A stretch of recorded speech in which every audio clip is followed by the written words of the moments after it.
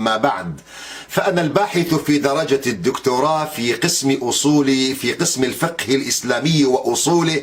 مرشد معشوق الخزنوي، من مواليد 1977، نرويجي الجنسية من أصل كردي سوري. ابتدأت دراستي في العلوم والدراسات الشرعية بعد إنهائي لمرحلة الابتدائية مباشرة منذ عام 1988، متدرجا في المعاهد الشرعية ثم البكالوريوس ثم الماجستير، والآن بفضل الله عز وجل الدكتوراه في الجامعة الإسلامية. أعمل رئيسا وخطيبا في مركز إحياء السنة الإسلامي في النرويج منذ عام 2009، ولي العديد من الأبحاث والدراسات، منها على سبيل المثال كردستان وحق تقرير المصير، دراسة فقهية، المحرم والنجس المستعمل في الأدوية والأطعمة، حكم تارك الصلاة، دراسة مقارنة، ولأكثر من 850 ساعة بث فضائي عبر العديد من القنوات التلفزيونية ومن خلال أكثر من برنامج.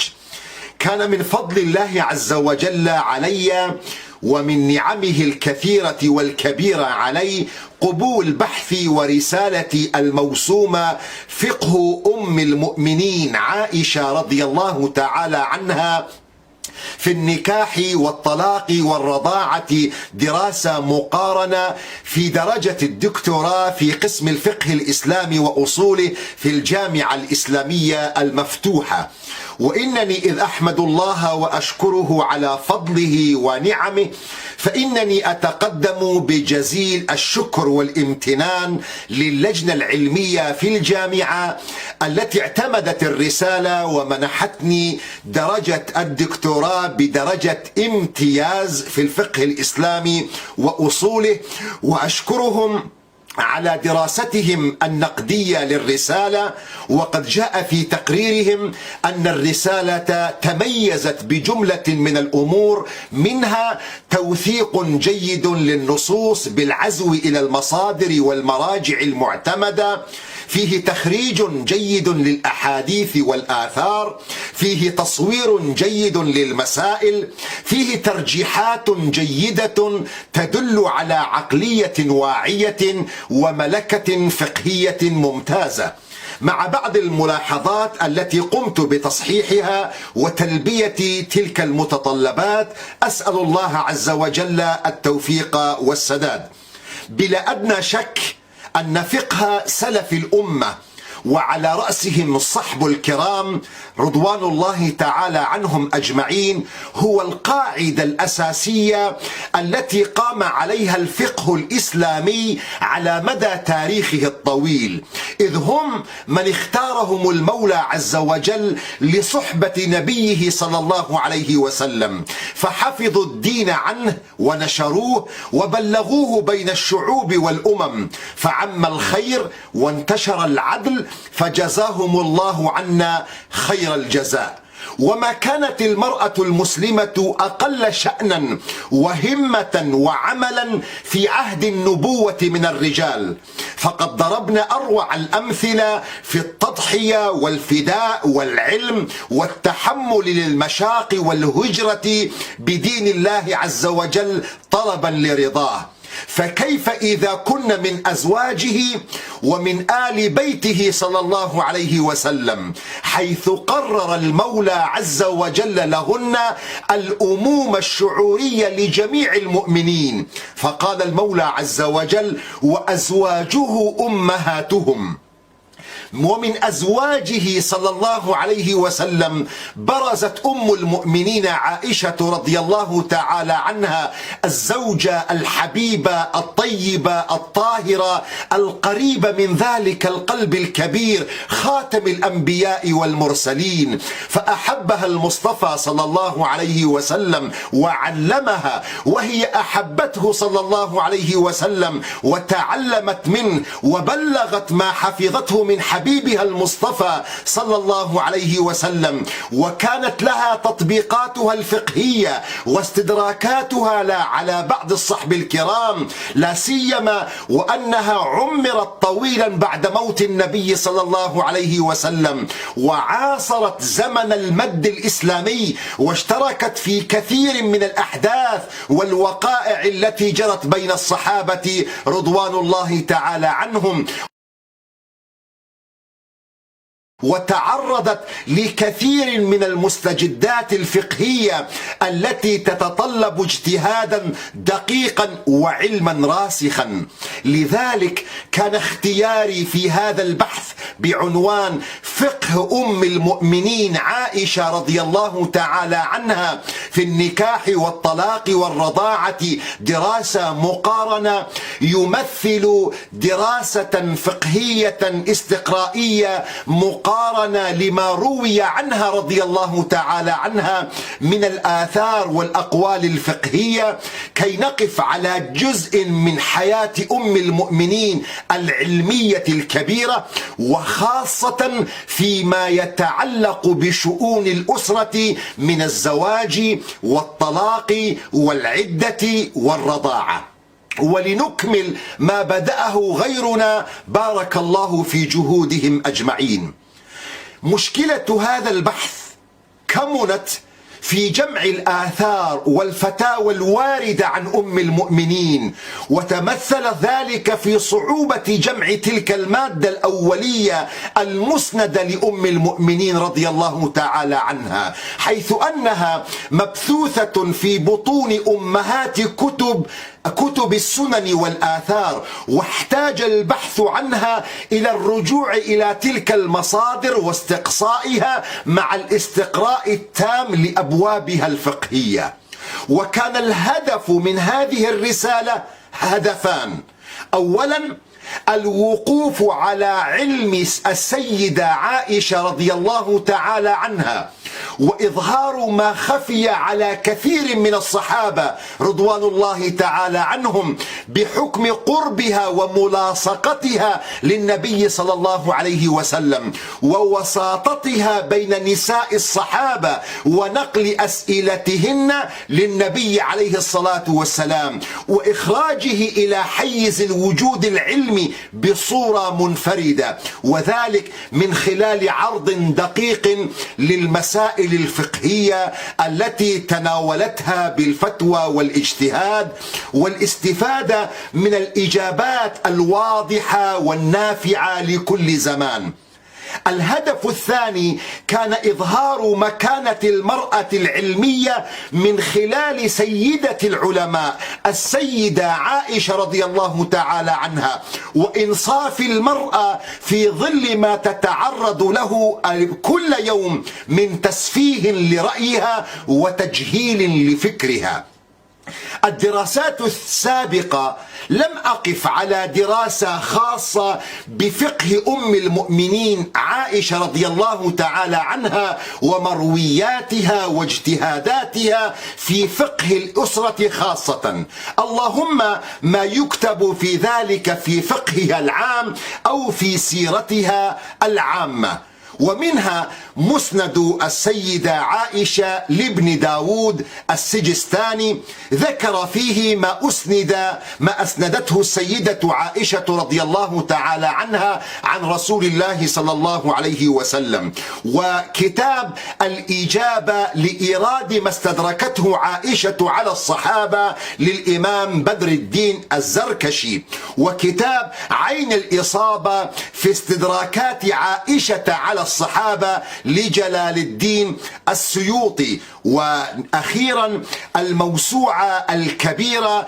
موسوعة عائشة بنت أبي بكر الصديق أم المؤمنين للدكتور عبد المنعم الحفني، وهي أول موسوعة عن أم المؤمنين منذ بداية الإسلام إلى الآن، وهو كتاب جامع لكل ما روي عن أمنا عائشة من أحاديث ومجريات للأمور منذ البعثة وحتى وفاتها وما رواه الآخرون عنها. لذلك كل الكتب والموسوعات السابقة تطرقت إلى سعة علم السيدة عائشة وفهمها واستدراكاتها وأثرها في المجتمع، لكنني لم أقف على فقهها وأسئلتها لرسول الله صلى الله عليه وسلم في الأسرة، وهو موضوع يهم كل بيت مسلم، مما يجعل هذه الدراسة الأولى التي تتطرق إلى هذا الموضوع. أسأل الله عز وجل لها القبول. منهجي في البحث: لقد اعتمدت في هذا البحث بفضل الله عز وجل على المنهج الاستقرائي التحليلي في عرض وتناول هذا الموضوع. فعن طريق المنهج الاستقرائي قمت بجمع الآراء الفقهية لأم المؤمنين عائشة رضي الله تعالى عنها من مضانها، مع إيراد من اتفق معها من الصحابة رضوان الله تعالى عنهم، ومقارنتها بما استقرت عليه هذه الآراء عند فقهاء مذاهب السنة، مع المناقشة والترجيح، ثم إبراز فقهها رضي الله تعالى عنها في المسألة محل البحث، ومقارنتها بما ترجح لدي بعد دراسة كافة الأقوال في المسألة. وقد قمت بما يلي: أولا، وضعت عنوانا للمسألة المراد البحث فيها. ثانيا، أصور المسألة المراد بحثها وأشير إلى الخلاف في المسألة إن وجد. ثالثا، أورد فقه أم المؤمنين عائشة رضي الله عنها فيه من خلال الأثر أو الخبر الوارد عنها، وأتبعه بهامش به تخريج الأثر. رابعا، إذا كانت المسألة من مواضع الاتفاق فأذكر حكمها بدليلها مع توثيق الاتفاق من مظانها المعتبرة. وإذا كانت المسألة من مسائل الخلاف فأقوم أولا بتحرير محل الخلاف، إذا كانت بعض صور المسألة محل الخلاف وبعضها محل اتفاق، ثم أذكر الأقوال في المسألة وبيان من قال بها من أهل العلم، وبيان عرض الخلاف حسب الاتجاهات الفقهية. واقتصرت على ذكر المذاهب الفقهية المعتبرة مع العناية بذكر ما تيسر الوقوف عليه من أقوال السلف الصالح. وإذا لم أقف على المسألة من مذهب ما فأسلك بها مسلك التخريج. أيضا عزوت الآراء الفقهية لأصحابها من الأئمة المجتهدين والفقهاء أتباع المذاهب، وقد اعتمدت في ذلك على المذاهب الفقهية السنية الأربعة مع ذكر مذهب السادة الظاهرية، معرضا عن آراء غيرهم نظرا للاختلاف في الأصول المعتمدة والأسس الفقهية التي فيها خلاف بين أصحاب تلك المذاهب وبين المذاهب السنية. أخيرا، أقوم بالترجيح مع بيان ذكر وسبب وثمرة هذا الخلاف. اعتمدت في كتابة بحثي على أمهات المصادر والمراجع الأصلية في التحرير والتوثيق والتخريج والجمع، ثم قمت بعزو الآيات القرآنية خرجت الأحاديث وأوردت ما ذكره أهل الاختصاص في درجتها، قمت بتخريج آثار عن الصحابة والتابعين، قمت أيضا بتعريف المصطلحات والغريبة وقمت بشرحها، قمت أيضا بترجمة الأعلام. وقد جاء هذا البحث في مقدمة وبابين. أما المقدمة وشملت سبب اختياري للموضوع ومنهجي في البحث وخطته. الباب الأول بالتعريف بأمنا أم المؤمنين عائشة رضي الله تعالى عنها، واشتمل على فصلين. الفصل الأول واشتمل على 7 مباحث تناولت فيه شخصية أم المؤمنين رضي الله تعالى عنها ونشأتها وزواجها من خاتم الأنبياء والمرسلين صلى الله عليه وسلم، وأهم الأحداث المؤثرة في حياتها وفقهها، ومن ثم وفاتها. الفصل الثاني واشتمل على 5 مباحث تعرضت فيه لمكانتها العلمية رضي الله تعالى عنها، مع عرض لأقوال أئمة الإسلام بشأنها ودرجة الاعتماد على فتياها، كما تناول عرضا لفضلها وخصائصها رضي الله تعالى عنها، مع عرض لأبرز تلامذتها والذين نقلوا علمها. ثم ختمت هذا الفصل بالبحث في حجية قول الصحابي وأدلتها ومناقشتها، حيث انتظم هذا البحث في 4 مطالب. الباب الثاني واشتمل على المسائل الفقهية، حيث تناولت في هذا القسم المسائل والآراء الفقهية الواردة عن أم المؤمنين عائشة رضي الله تعالى عنها، وقمت بتقسيم هذا الجزء إلى 3 فصول يتناول كل فصل منها مجموعة من الأبواب الفقهية، واندرج تحت كل باب أو فصل من هذه الأبواب ال3 مجموعة من المباحث الفقهية. وكان الفصل الأول في النكاح واشتمل على 6 مباحث، ثم كان الفصل الثاني في الطلاق واشتمل على 19 مبحثا، ثم كان الفصل الثالث في الرضاعة واشتمل على 4 مباحث. وختمت الرسالة بخاتمة هي عبارة عن ملخص للرسالة يعطي فكرة واضحة عما تضمنته الرسالة، مع إبراز أهم النتائج التي توصلت إليها من خلال هذا البحث والتوصيات. وقد قمت